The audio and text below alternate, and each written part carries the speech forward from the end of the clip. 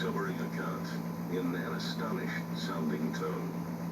An American city burnt by its own citizens.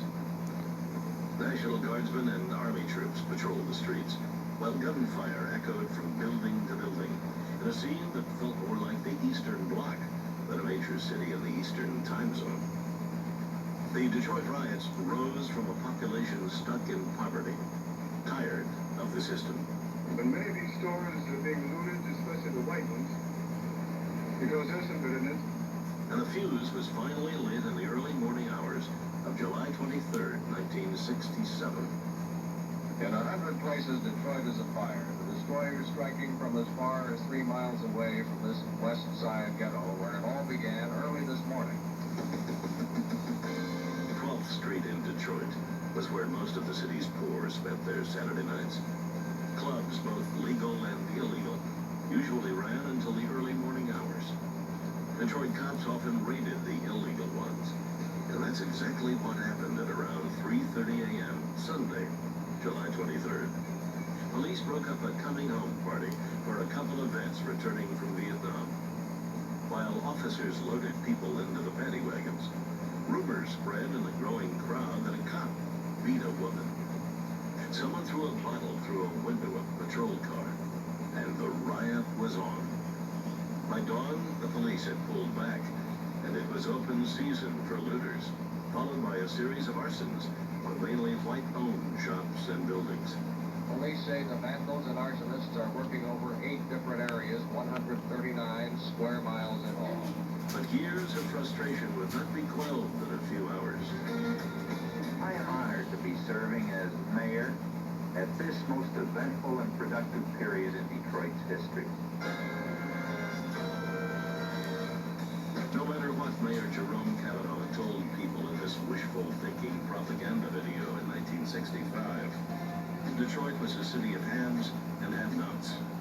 The city had more than 60% white and only 50 black police officers, while 60,000 of the city's mainly African-American poor were forced to live in dilapidated apartments, taking up less than a square mile northwest of downtown.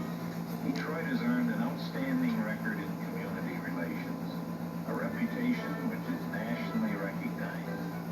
It was statements like that that led some of the city's underserved to lash out in a riot driven by the fierce race and economic divisions affecting the country in various levels throughout the 50s and 60s.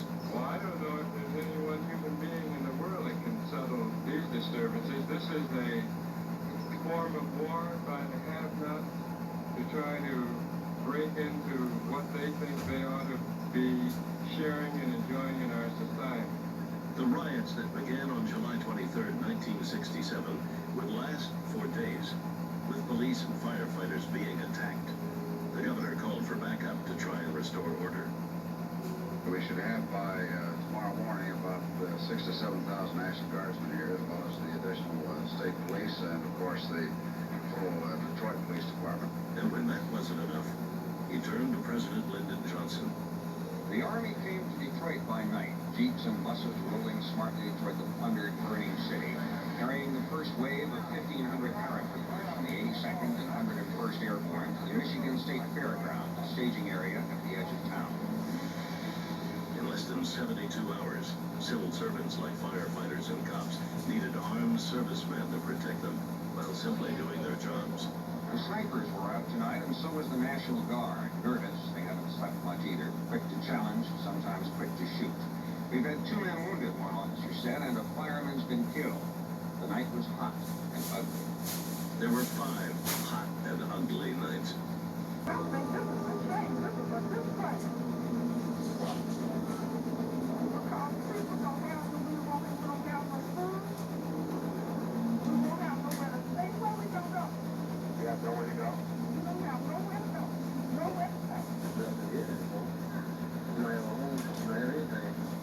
The Army finally took back control of the city on Thursday, July 27th. But the damage had been done. 43 dead, 342 injured, 7,200 arrested, $200 million in property damage. So what we are going to present to you now is a international poet as far as I'm concerned. Please put your hands together and welcome Mr. Wardell Montgomery.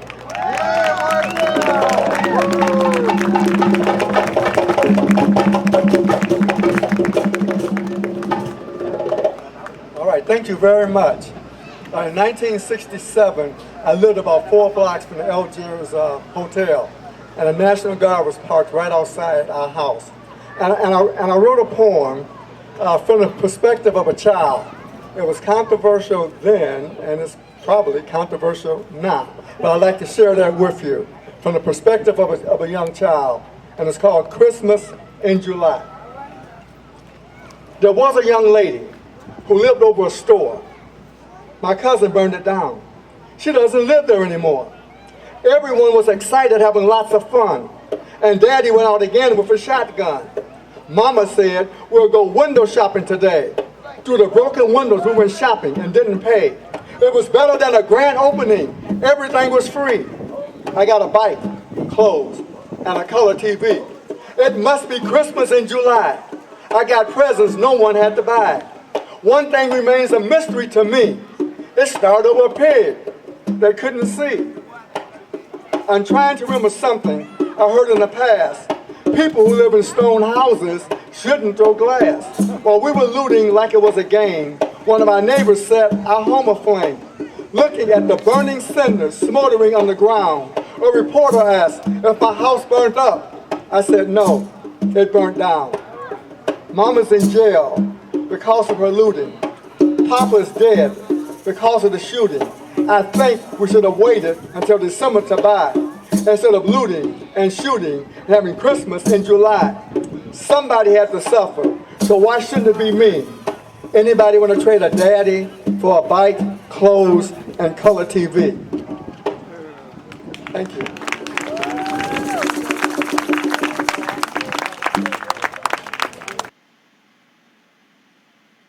All right. I'm going to stop it there, and we're going to hurry up and get the man of the hour, minute of the hour on the line. I'm going to start with my partner in crime, Roman Claude Rankin. I go by many names. He has many names. Stand by, Claude. I'm sorry you couldn't hear me. I said, how you doing? I said, I'm fine. All right, good. Now, what did you think of what you've heard so far? That was fantastic. Okay, yeah, it's pretty incredible. Now let's get to our distinguished guest. He is a poet emeritus, a native of Detroit, and he is the author of that poem "Christmas in July," which talked about the Detroit riots. I'm about to put a picture of him up in a moment. All right. And there he is, Wardell Montgomery, urban folk poet, poet emeritus, joins us via live call. How you doing today, Wardell? I'm doing all right. All right. I hopefully, well, first of all, thank you for being on the show. It's quite an honor. We've known each other for quite a few years. Sometime back in, I think it was around 2000 or so, 2002, 1. I think so. Yeah. And we were introduced by a gentleman that all three of us mutually know, Tim Kinney. Correct. Right. And Tim, we all worked in recreation. And you wanted to do a project. And we utilized my video knowledge to execute it. And I believe that project was called Poet's Point of View. Yes, indeed. That was it. All right. And it was quite successful. And from there, well, you know what? Let me let you, if you want to, go ahead and elaborate. Was anything you want to elaborate on that? Because that was quite a while ago. Yes, it was a good experience working on that project together, and then I get the occasion for it to air on public television. You know, but I guess that's what got it going. Had the opportunity to present something poetry for public television. You know, and so that was how it got started. And I was very pleased with the results and working with you on that project. And that was the beginning of our coming together as partners and working on these video projects. Absolutely. Well, it was quite an experience and quite an honor. We went ahead and have done several other projects over the years, and they all seem to come out pretty good from my estimate. I think so. I was very pleased with what we had the occasion to do and to share with other folks what we were doing. Absolutely. Now, that poem that we just showed, I believe you did that presentation maybe like 3 years ago. Right on the 50th anniversary of the riot/rebellion. Right. Now, that's you've done you've had a tremendous body of work over the years, Wardell. And and I told you as we spoke earlier, this was one of my favorites, particularly because you uh, took it from the perspective of a child. Thought that was quite creative and quite imaginative. Now, in that introduction at that program, you mentioned you were near the Algiers Hotel when you wrote that. Well, actually, I live just about 4 blocks from the Algiers Hotel. You know, that's right there, Woodward and Marston. Well, Seward on the west side of the street, Marston on the east side of the street. So I lived on Marston Street in the family home there. Okay. And then the guards, National Guards, they were stationed right in front of our house. Wow. Yeah, so I felt like we were occupied in some way, you know. Wow. Now, I'm going to really quick go over to Roman. Now, Roman grew up on almost ground zero of the riot. He lived on, well, I better not say the street name, but he lived off of 12th Street. Okay. I'm going to switch over to Roman. Roman, what's your impressions? Now, you weren't even born when all this happened, but Nope. This is the first time. uh-huh. This is the first time I heard about the riot. I mean, I heard about the riots, but being young, all I heard was stories and what happened during the riots. But Uh-huh. it really didn't hit me until what's happening now. Oh, what you're seeing going on now in society? Yes. Okay. Um, Wardell, we did a show earlier, and Roman grew up, like I said, right off of 12th Street, and he grew up almost across from the Joseph Walker Williams Community Center. Okay. So he grew up there, and that's how we all met. And we were, me and a co-worker and another co-host, Damien, were explaining to Claude that the Joseph Walker Williams Community Center and the Virginia Park, that plaza there, which had shops and a grocery store, was built. The whole concept was to build that out of the riots. Right. And it was done by an organization called the Virginia Park Improvement Association. So, Wardell, you've had an opportunity, if I'm not mistaken, to recite some poetry there. Yes, I have. Right. Yeah. Right. So we're going to keep it moving.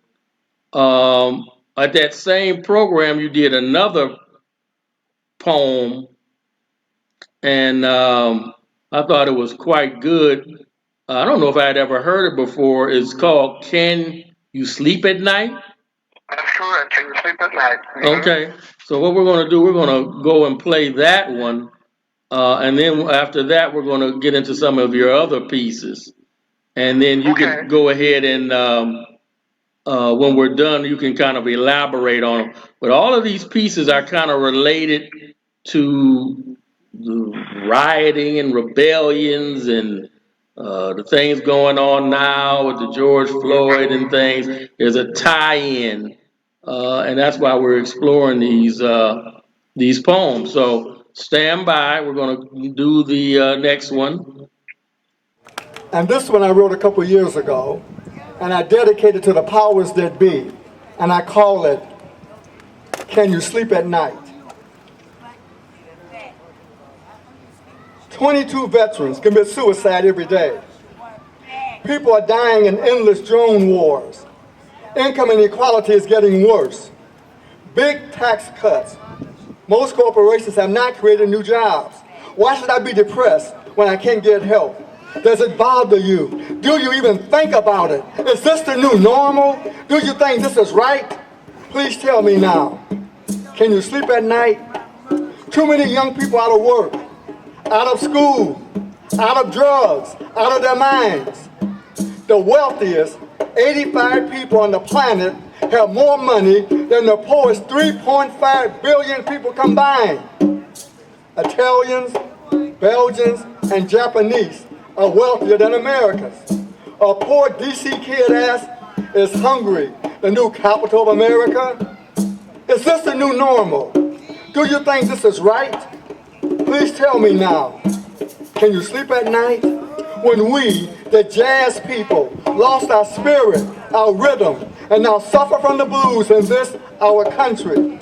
Can a progressive tax plan without loopholes make us feel more equal and safer as we dream pleasant, nutritious thoughts of early to bed, early to rise can make this country healthy, wealthy, and wise? Is this the new normal? Do you think this is right? Please tell me now. Can you sleep at night? Thank you. Oh wow, that was a powerful Deep. piece. Thank you. I'm I'm kind of still sleeping at night, kind of restless. But anyway, it's funny in that video, even though that was written, I would say, would you say that was about 3 years ago you wrote that, or was it maybe earlier? Let me see.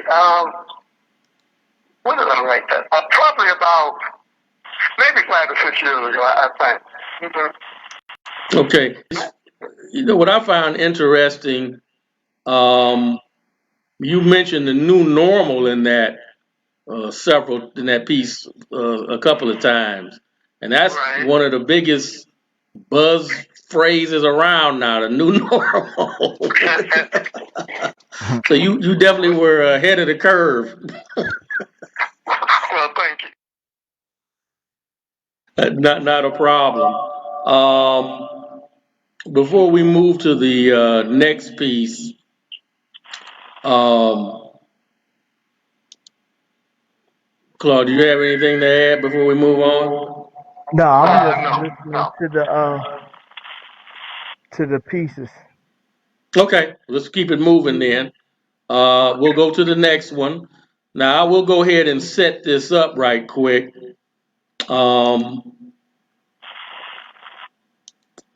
This next piece. It was inspired by the apartheid situation in South Africa. And what was behind us, we were doing an event, like a cultural event,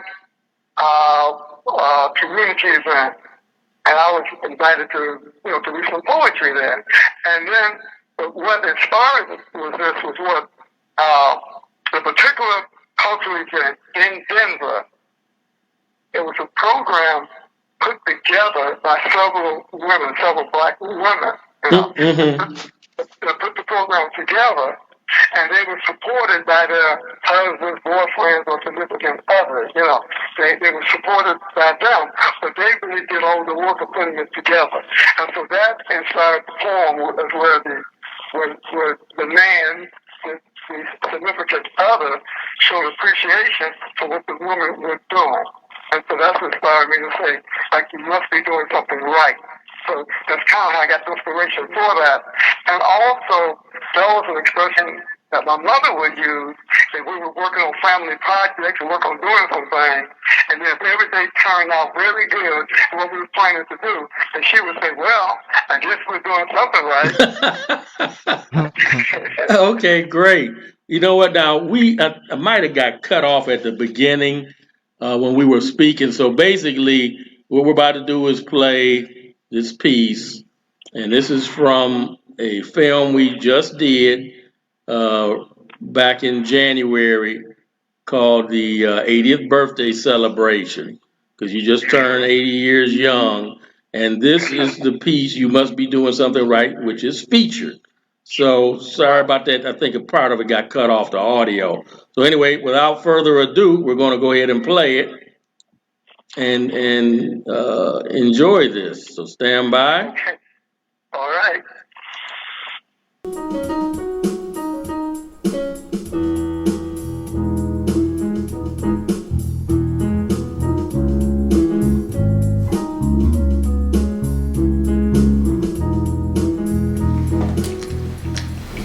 This poem is dedicated to the struggle, and it's dedicated to some women who were active in the struggle, but they were really supported by their men. And I call this one, "You Must Be Doing Something Right." After a rough day of dealing with the struggle, I began to feel a bit uptight. You give me a gentle massage, help me relax, and I sleep like a kitten the rest of the night.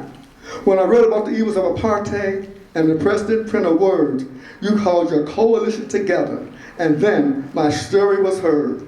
While you were working hard, fighting famine and inhumanity towards the people of the third world, that poisonous reptile racism reared its ugly head, which you saw through its slimy sins, like a snake charmer sent it slithering somewhere else instead. You never stop having those meetings, and now people are beginning to see the light. I don't know how in the world you do it, baby, but you must be doing something right. People are struggling for human dignity around the world because they want a decent life. You use your ability to reach out to the masses and get them to help put an end to the strife. When I'm downhearted and frustrated, thinking I'm at my wit's end, you put your loving arms around me saying, together, the people shall win. Keep working your magic spell, and world leaders will stop that fight.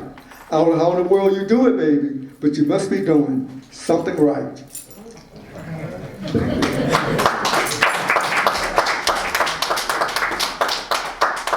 All right, that was a great piece. I really enjoyed that, and I'm glad to now know the full backstory. I think I suspected it. I remember it had something to do with apartheid. Right. Yes, it did. Yep. It also, for some reason, it brings images to me of Winnie Mandela. Okay. and Nelson Mandela. I don't know. A quick side note. I think, am I mistaken? I'm gonna let Claude answer this for me. Didn't their daughter just die? I think yes, Mandela. yes, yes, she did. Oh, It was like a couple weeks I'm ago. not sure. To be asking me? No. I was asking Roman because we had discussed it, Okay. and I did Yeah, see it. I see an article about that, and she was. Am I only mistaken? An 50. ambassador? I think so. And she was only in her 50s. Yeah, she was. She was pretty young. She was only like 52 or 3. Yeah, yeah, pretty Yeah, disturbing to say the least. I won't go any further than that. Okay. We want to go down that as they say, that rabbit hole. Okay, Okay. moving on. We're going to look at another piece that we believe is very relevant, and it's called endangered species. Before I play this one, Wardell's any particular thing you want to mention about what? Well, obviously, there's probably a lot of things that inspired this, but was anything in particular that? Yes, I wrote that in Denver, and I went to a conference or a seminar in Denver, and the title of the seminar was "The Black Man as an Endangered Species," and they had quite a discussion about that. And I remember saying I was quite impressed with the level of people who were there and discussing the whole concept about the black man as an endangered species. Mm-hmm. And I said, I would like to write about that. I think I'd like to write about that one day. And lo and behold, when I woke up the next morning, the idea came to me. Wow. About doing this poem. And I'm saying, it shocked me, because I figured it was a comment, it was dealing with a whole lot. I said, I may need some time to try to process what all this was about. But apparently overnight in my sleep, I was able to process it. Wow. Show you yeah, that's incredible. Yeah, and then I wrote it. I started writing it the next day. I did a good draft of it the next day. It was a few days I was able to complete it. And I guess one of the main things about the poem is I introduced it. It was when I read the poem, I was dedicated to a distraught black woman that caused this particular person in the poem to have so many issues and all of that. And that was like distressing the black woman in his life. So that's why I dedicated the poem to the distressed black woman in terms of what the whole concept of dealing with the black man as an endangered species. Wow, that's great. I'm glad to know the backstory of that now. Okay, well, without further ado, we're going to hear it. So, all right, stand by. This is the poem which you will introduce in the video. So everybody stand by.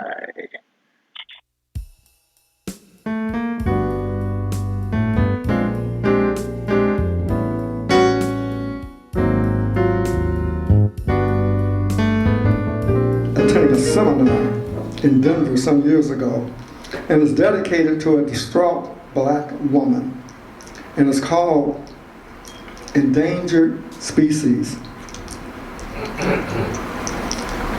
You are such a lovely young lady. He should not have done this to you. And you tried to understand him, and you cannot even get through. He had a rough time in the workplace and can't make a decent living. And thanks for his misdeeds, you should be forgiven. He needs lots of help. Right now, I should help you to get away from him. This time he beat you black and blue. Next time he may decide to kill you. Another sad saga, another sad tale. 1/4 for all black men on parole or in jail. The problem is deep and it goes way back. Please don't turn away from our brothers who are African American or black. You know the scenario as well as I do, but it's hard to be compassionate when this has happened to you. Some men are brutal, low down and cruel. The idea of making love is using sex as a tool. They have a poor self-image with no positive role models to emulate, often from a dysfunctional family with boozers and druggies to determine their fate. They don't know or don't care that they have a rich heritage of great leaders, philosophers and such, and can't handle simple day-to-day problems. It freaks them out. It's just too much. We have to reach out and help them and do what we can and change the misguided, confused little boy to become a responsible, intelligent black man. They say the black male is an endangered species and their young ones are nothing but fools. I would like to argue with the facts. But the fact is, more black men are in jails than in colleges and trade schools. It has a lot to do with national priorities negative media, and not enough student loans. Be that as it may, we have to pick up the slack. Do something positive and not be one who just moans. We need to socialize together and share quality time and teach our young men to respect themselves and womankind. Let them know that all women are not tramps and whores or silly little playthings just waiting to be laid and supposed to be happy with an oversexed loser who can't read and write and do honest work and get paid. We can help change this attitude by sharing our knowledge with others and take the challenge and responsibility of becoming mentors, tutors, and big brothers. Even learning how to prepare a simple budget will go a long way to help manage one's finances and live within one's pay. We can talk about the dilemma, but if we get the gist, we, as black men, will do positive things to get off the endangered species list.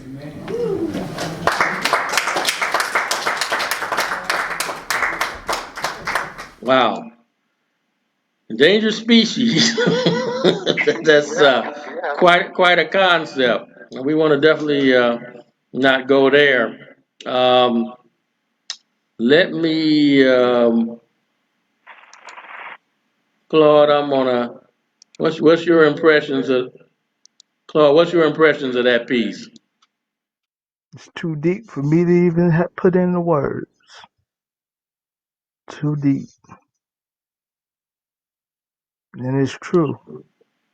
Yeah, it is true. It is true. So anyway, now that's the last piece we're going to play.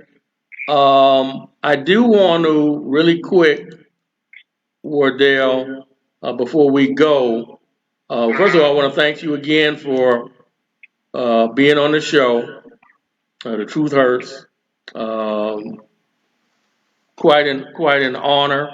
You've been a truther before there was a term, a truther. Well, thank you. I appreciate that. You've been tackling society's ills and particularly the things that have been a issue with the downtrodden and African Americans, blacks, whomever, for many decades.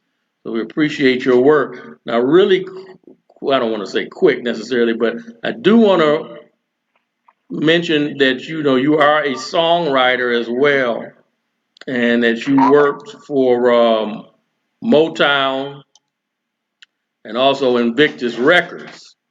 Yep, connected with both Motown and Invictus. And I did manage to get one song recorded out of Invictus under the Ringo Cup. And that's called "It Doesn't Have to Be That Way." And that is on YouTube as well. That can be accessed just by putting the Ringo Brothers and it doesn't have to be that way. And that was a song that was out of Invictus in about 74 when that came out. Yeah, so that was around 1974. I didn't know the year. Thanks for elaborating on that. I have a quick question. Sure. I saw yesterday that it was, oh my goodness, Thelma Hopkins, the actress singer from Tony Orlando and Dawn. It was her birthday. Right. Oh, it was her birthday. Okay. It was her birthday. Now I'm curious. Am I mistaken? Wasn't she from Detroit? I'm not sure. The only thing I can say is maybe.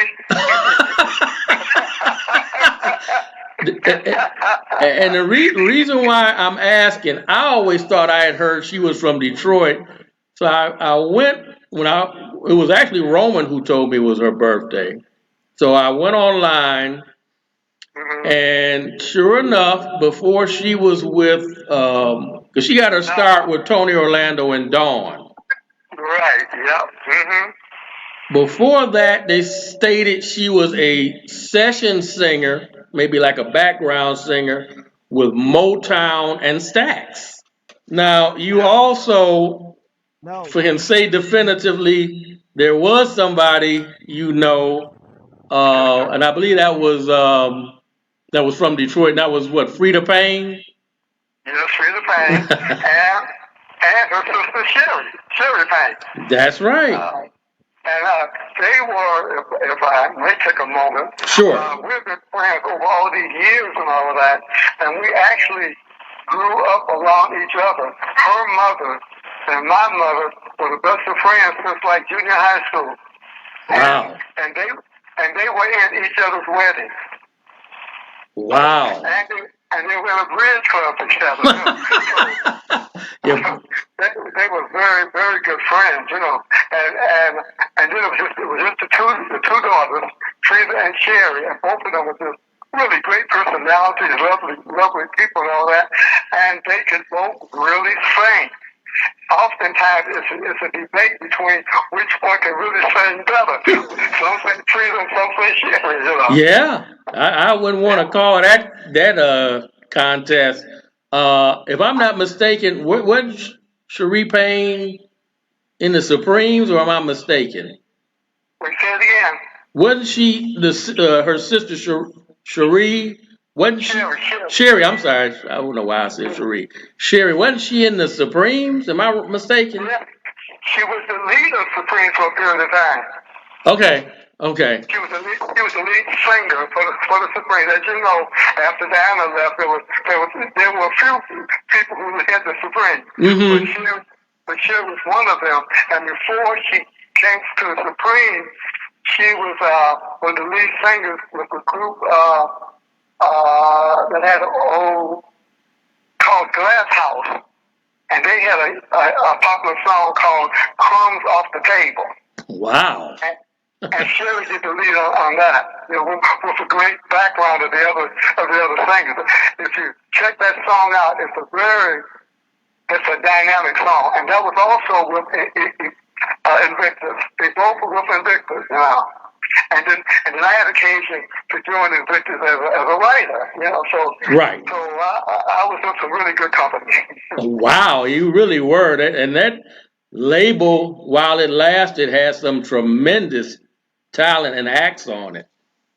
Yes, it was. And then also the San Marino brothers who recorded a song with me earlier with Dave Hamilton, and they said we were all with Invictus. So it was looking really good for us at that time, you know, with singing and writing and all of that, and just being at the same company with Frida and Sherry, and then I knew other people connected with Invictus. So things were looking really good, but they didn't continue as the way they were looking. You know? and you may call it life. Right. That's the thing about life. It's kind of like what we're going through now. You can be sailing along, you think everything is fine, and then wham, something happens, and it's like, are you kidding me? But tremendous history. Not only about the riot / civil insurrection, whatever how you want to frame it. I know I was a child when it happened. I was terrified, but thank God we're all still here. We lived through it, and hopefully as we go forward, we'll learn how to solve things peaceably and not burn our houses not up, but and not down either. So. Right, exactly. I would certainly hope so, but if I can be any kind of inspiration to encourage people to do things peacefully. You think about John Lewis, who just passed the Lang and State all this as we speak, you know? And that was his philosophy to the very end. Even things were going on like currently by peaceful groups, where everything wasn't completely peaceful, okay? And then he was bothered by that, and he just declared that he was for peace and always been for peace, you know? Where some people are kind of taking the peaceful movement and kind of enhancing it. Let me just say that. You know? Oh, absolutely. Yeah, and that's right. That's a great example. John Lewis stuck to his philosophy to the very end. And also, like I say, along that, the other thing I think is very important to remember about the protest in terms of how peaceful they are or are not is to think about the Floyd family. They made it very clear that they did not want people rioting and tearing up things and all that. They said that would diminish his legacy. If that would happen, because what they said was, if things get really out of hand, it'd be more focused on what people are tearing up and destroying than what the cops did to their family member. Oh, okay, yeah. So you're saying the family of Floyd? Floyd, yeah, his family. They were asking people to be peaceful. You know, Oh, okay, that's great. That's their request, and I think we should all think about that. Listen to what's all going on now. I think the focus of the focus that got all this going was Floyd, you know, it was him. You see, Go ahead, that right. should continue to be the focus on what's going on now is the family and what Floyd suffered that brought all this upon us now. Mm-hmm. Is that focus should be on the family and other families of people who were murdered and traumatized by the police. The other families said the same thing. Michael Brown family said that, and other families said that about the deceased people. They don't want people tearing up the place in their name.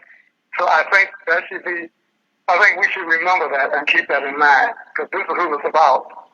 Absolutely, that's an outstanding point. If the people who were the victims' families can say use restraint, that's something that I think we all need to heed. Absolutely. Well, I think we've covered all the bases.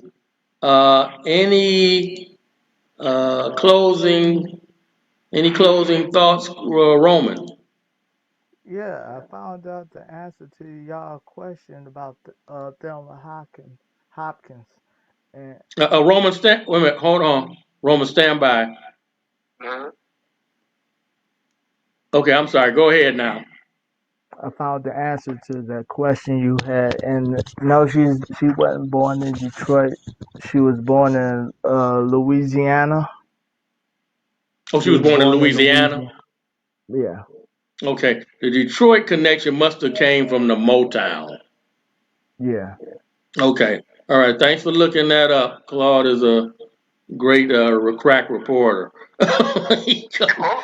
Yeah. Okay, that was her Detroit connection being with Motown. Yes. Yeah. So that's probably where I got that from somewhere along the way. Okay. All right. So great job. So we're about to wrap it up. Any closing thoughts, Wardell? Yes. I feel excited about doing this project and the fact that we could do something under the pandemic.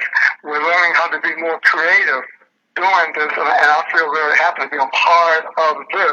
So I can feel like I can go back many years in the past, but now I feel like I'm part of the future. So thank you. That's a great way to put it. Well, Wardell, 80 years young, still going super strong. I'm sorry about that. Cranking out the poetry to help make us think, reflect, and hopefully give us some much needed wisdom. So, with that being said, we're going to get ready to wrap it up. I want to thank once again Wardell Montgomery Jr. You're welcome. I want to thank, of course, Roman. I want to thank Roman Claude Rankin. Stand by. Thank you. You're welcome for. I'm just happy to be on the show. Y'all have a good week. You as well. Have a great week. we're gonna come back with another show soon, very soon, maybe possibly by the end of the week. Okay. And we're gonna keep it moving. But Wardell, we love to eventually have you back on, showcase more of your poetry, and keep making the people think. Well, Mm-hmm. thank you. You're welcome. Well, that's gonna wrap it up. Everybody wants you to thanks for joining us. Keep spread the word about the show. This is Rainbow Visions Video LLC production, and I'm not going to play it today. I'm going to leave a link to one of the movies we've done called Wreck Man, and you can check that out on Vimeo. So I'm going to post that on our Facebook page, and please support that.